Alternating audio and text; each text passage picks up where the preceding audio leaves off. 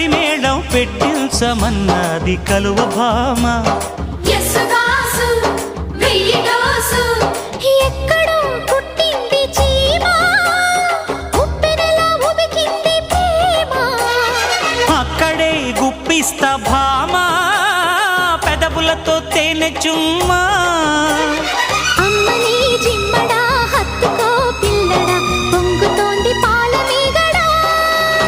నిన్నేమడగను ఎట ఎట ఎట అడగను, ఒకసారి ఒడిలోకి రారమ్మని.